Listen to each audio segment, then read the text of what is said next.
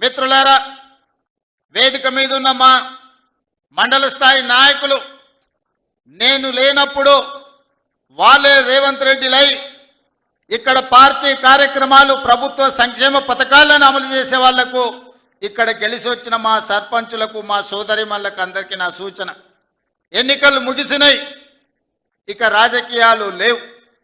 ఎన్నికలు వచ్చినప్పుడు ఎన్నికల్లో పోటీ చేసినప్పుడే రాజకీయాలు, పార్టీలు పంతాలు.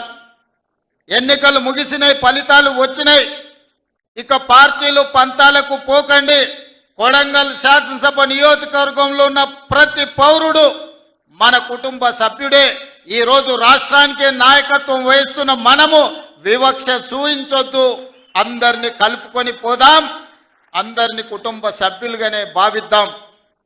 వేదిక మీద ఉన్న మా మండల నాయకులకు కూడా నేను సూచన చేస్తున్నా, ఎక్కడైనా మీరు చెబితే వినలేదనో, మీరు నిలబడొద్దంటే ఎన్నికల్లో పోటీ చేసిండ్రనో, లేదా పక్క పార్టీ నుంచి గెలిచిండనో ఎలాంటి వివక్ష చూయించకండి.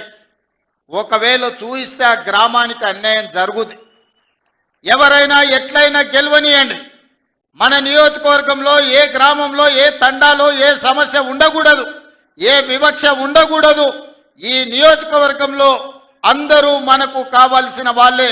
నిన్నటి వరకు ఏవైనా చిన్న చిన్న తేడాలు, చిన్న చిన్న అంశాలు ఏమైనా ఉన్నా వాటిని పక్కన పెట్టండి. ఈరోజు మనము పెద్ద హోదాలో ఈ నియోజకవర్గం ఆశీర్వదిస్తే బాధ్యత నిర్వహిస్తున్నాం. పెద్ద హోదాలో మనం ఉన్నప్పుడు పెద్ద మనసుతో మనం వ్యవహరించాలి. చిన్న చిన్న విషయాలను, గ్రామ కక్షలను పెంచి పోషించకూడదు.